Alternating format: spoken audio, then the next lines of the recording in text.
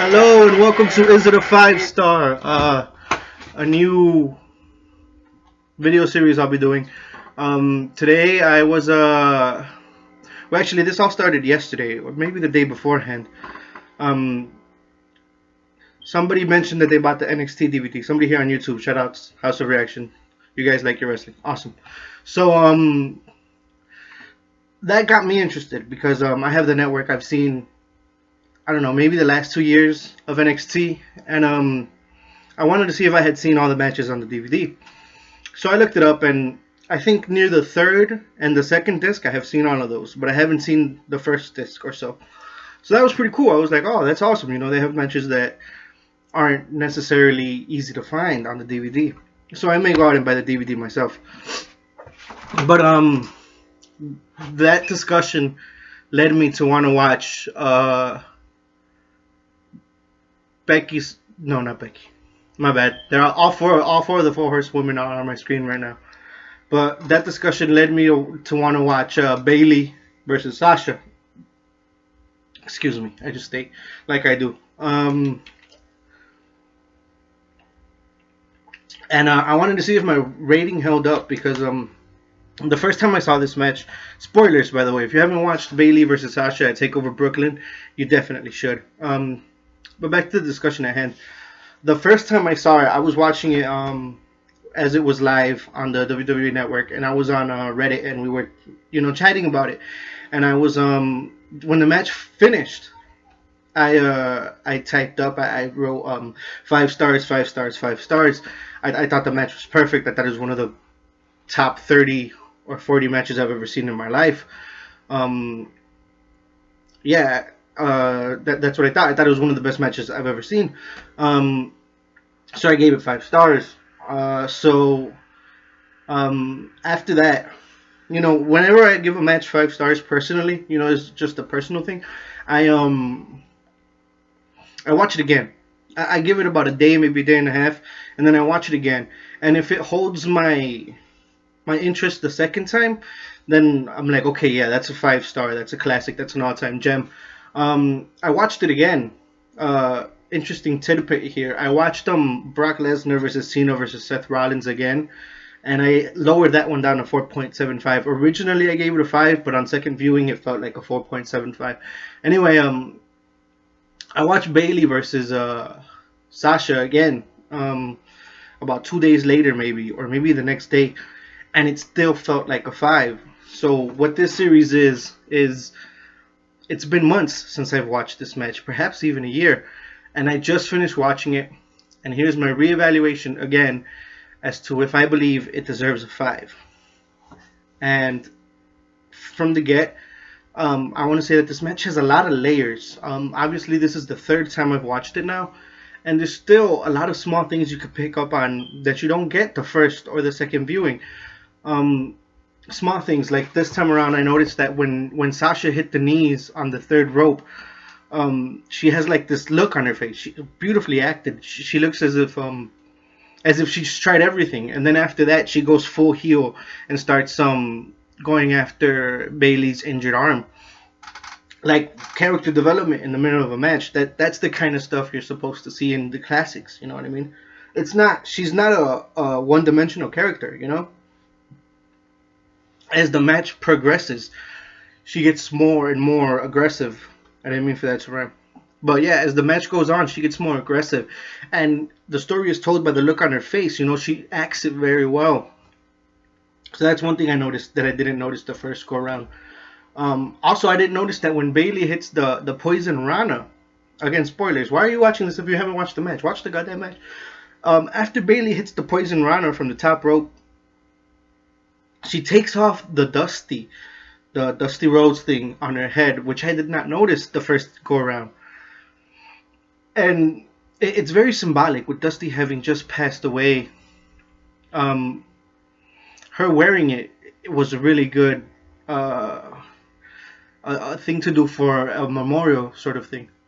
With her taking it off and tossing it to the side, it shows how she's really becoming her own entity. You know what I mean? And she was ready to take that next step. To not be Dusty's little girl anymore. Rest in peace, Dusty Rhodes.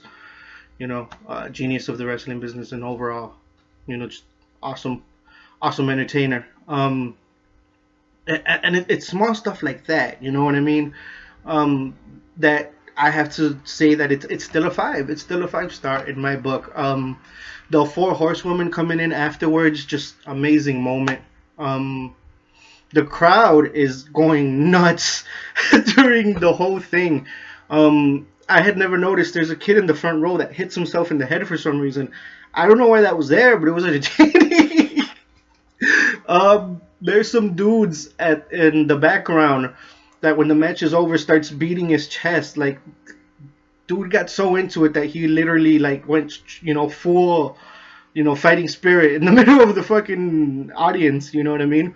That's amazing. If they are able to give out that much energy and make the crowd feel like warriors when they're not the ones having a pretend fight, then it's very well acted, very well done, very well choreographed, and just overall, just a classic. It's a fucking classic. The story going into it, I watched the vignette before going into it about Bayley always being the loser or whatever the hell.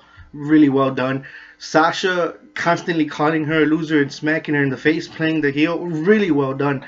But again, she didn't become heel until after the knees on the third rope didn't work. You see what I'm saying? So like she's always a heel, but like she went super heel after that. And then you have the spot where she's got her arm in a submission or whatever. She's got the bank statement, I think, and Bayley's reaching out with the injured arm, and then she starts stomping at it. That's even more aggression. You know what I mean? So yeah, that's what I feel. I feel like the match is a classic. It's a classic. Sasha and Bayley, bless both their hearts, they put on a clinic. They put on an absolute clinic on how to be a face, how to be a heel, how to work a match, how to set up spots, like everything about it was great. The fall Bayley took at the time looked really bad, and I remember I also said when it happened, like maybe I'll rate it lower, because of that spot. It looked so bad, but in hindsight, like looking at that, it was just done really well to the point where you thought she was hurt, but she wasn't. So yeah, just a perfect 5 star match. All four of the horsewomen are out there: Charlotte, Bayley, Becky, and Sasha. I think Charlotte, Bayley, Sasha, and Becky. Um, so just a legit classic. I mean, through and through. Not much. There was one spot that I noticed on my third viewing here. Um, I'm unsure what Bayley does. Oh yeah,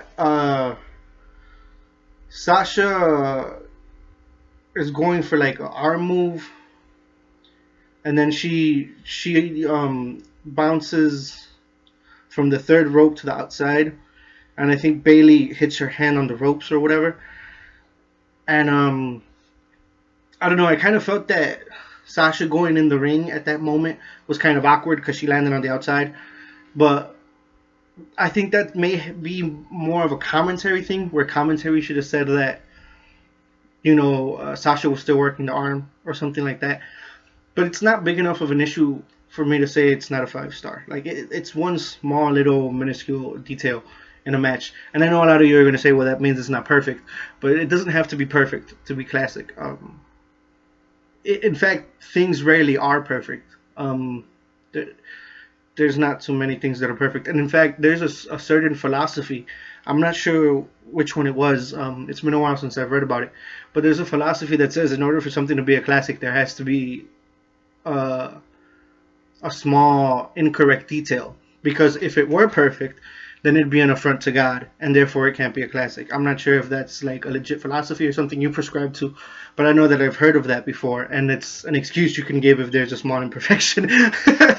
But I feel that small imperfection wasn't that big of a deal, especially not in the